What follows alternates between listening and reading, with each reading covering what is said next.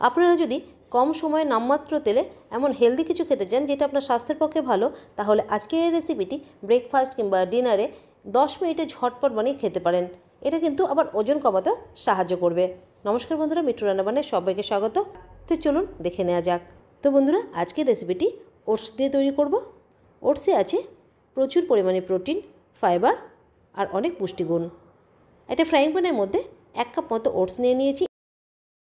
এবার এটাকে হালকা করে একটু ভেজে নেব।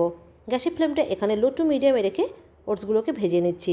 আপনারা না ভেজেও এই রেসিপিটা তৈরি করে নিতে পারবেন, তবে একটু ভেজে নিলে কিন্তু খেতে বেশি ভালো লাগবে।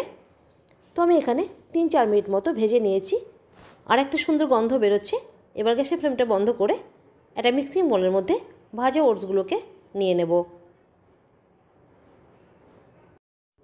এখানে ওটসগুলো খুবই গরম আছে, একটু ঠান্ডা করতে হবে। তো ওটসগুলো এখানে ঠান্ডা করে নিয়েছি আর হাত দিয়ে হয়ে ডললে কিন্তু দেখুন গুঁড়ো হয়ে যাচ্ছে, মানে ওটসগুলো এখানে যেহেতু ভেজে নিয়েছি। এবার এর মধ্যে দিয়ে দেবো সুজি। তো আমি এখানে 2 টেবিল স্পুন মতো সুজি দিয়ে দিলাম। এবার এটাকে ভালো করে ওটসের সাথে মিশিয়ে নিলাম। এবার এর মধ্যে দিয়ে দেবো জল। তো আমি 1 কাপ জল নিয়েছি, পুরোটা এখানটায় দিয়ে দিচ্ছি, পুরো জলটা লেগে যাবে। আর ভালো করে এটাকে মিক্স করে নেব। ওটস আর সুজি দুটোই কিন্তু খুব তাড়াতাড়ি জল টেনে নেয়।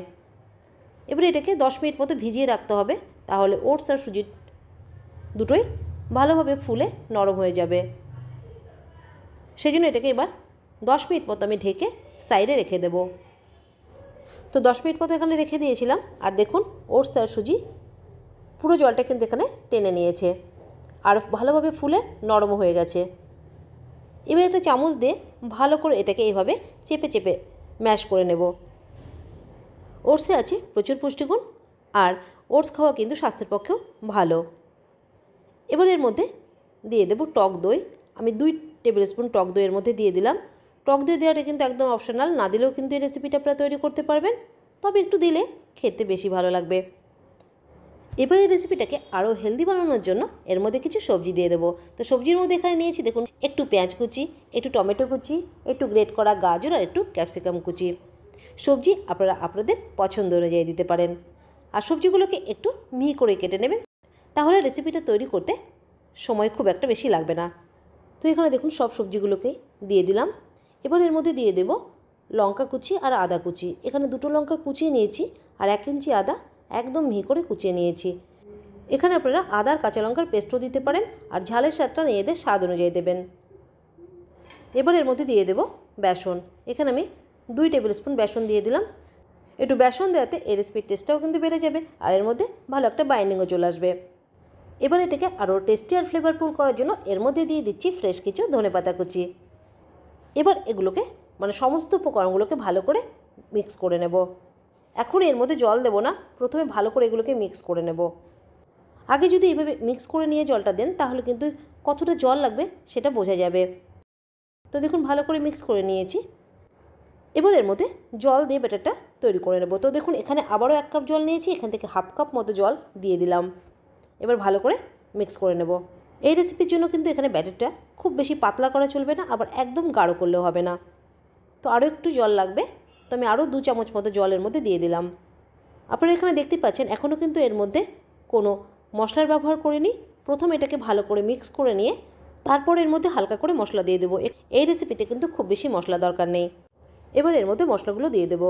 তো কালারের জন্য এখানটায় দিয়ে দিলাম সামান্য একটু হলুদ গুঁড়ো, সাথে একটু লাল লঙ্কার গুঁড়ো দিয়ে দিলাম, এখানটায় সামান্য একটু গোলমরিচের গুঁড়ো আর স্বাদ মতো দিয়ে দিলাম এখানটায় লবণ। এবার এগুলোকে ভালো করে মিক্স করে নেব।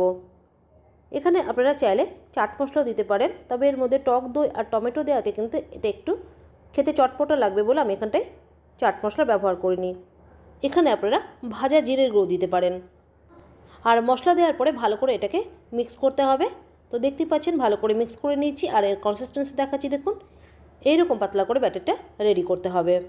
তো ওটসের চিলা বানানোর জন্য ব্যাটারটা এখানটা একদম রেডি। তো চলুন এবার চিলাগুলো তৈরি করে নেওয়া যাক। তো এর জন্য এখানে একটা তাওয়া গরম করে নিয়েছি।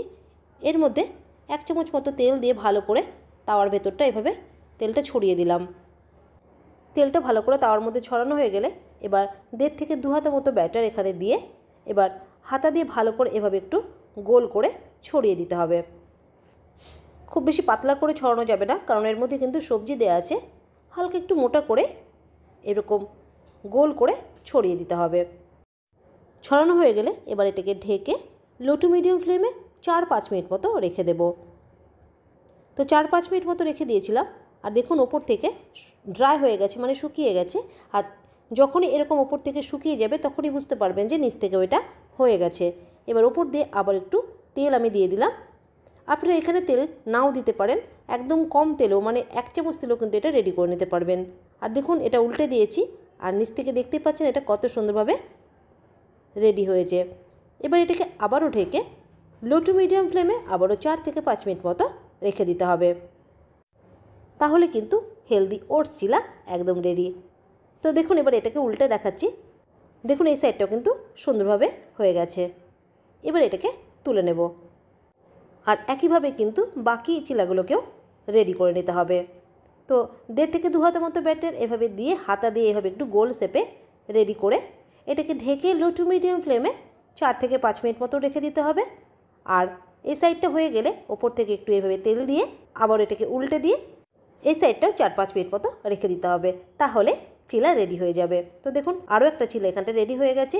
আর এইভাবে কিন্তু সব চিলাগুলোকে আমি রেডি করে নিয়েছি। তো ওটস দিয়ে হেলদি চিলাগুলো কিন্তু আপনারা বাড়িতে খুব সহজেই ঝটপট তৈরি করে খেতে পারেন। এই চিলাগুলো খেতেও দারুণ টেস্টি আর হেলদিও, আর এটা কিন্তু ওজন কমাতেও সাহায্য করবে।